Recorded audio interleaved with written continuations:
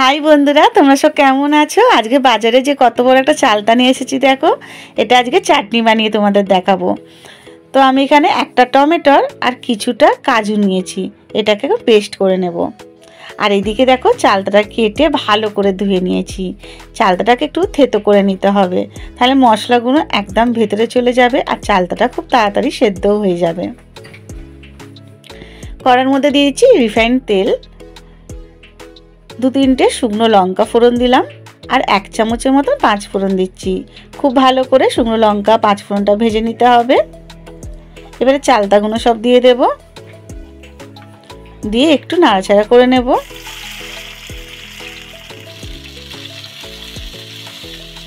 এবার 1/2 চামচ হলুদ গুঁড়ো দিলাম আর পরিমাণ মতো নুন দিয়ে দিলাম। চিনি দিয়ে দিচ্ছি, চিনিটা তোমরা যতটা মিষ্টি খাবে সেই বুঝে দেবে, তোমরা এটা গুড়েরও বানাতে পারো। এবার কাজু আর টমেটোর বাটাটা দিয়ে দিচ্ছি, দিয়ে কিছুক্ষণ নাড়াচাড়া করে ঢাকনা বন্ধ করে এটা আমি 10 মিনিট হতে দেব। খুব ভালোভাবে চালতাটা সেদ্ধ হয়ে যাবে আর মিষ্টিটা একদম চালতার ভেতরে চলে যাবে। এই শীতের সময় বাজারে প্রচুর চালতা উঠেছে। আমি কি করি বলো তো, শীতের সময় এরকম চালতা নিয়ে এসে চাটনি বানিয়ে কন্টেনার করে ফ্রিজে রেখে দিই, অনেক দিন খেতে পারি জানো তো। আর চালতার আবার চাটনি, ডাল, টক সমস্ত কিছুই ভালো লাগে। তোমাদের কীরকম লাগে অবশ্যই কিন্তু কমেন্ট করে জানিও। তোমাদের সঙ্গে কথা বলতে বলতে দেখো চালতার চাটনিটা একদম রেডি হয়ে গেছে।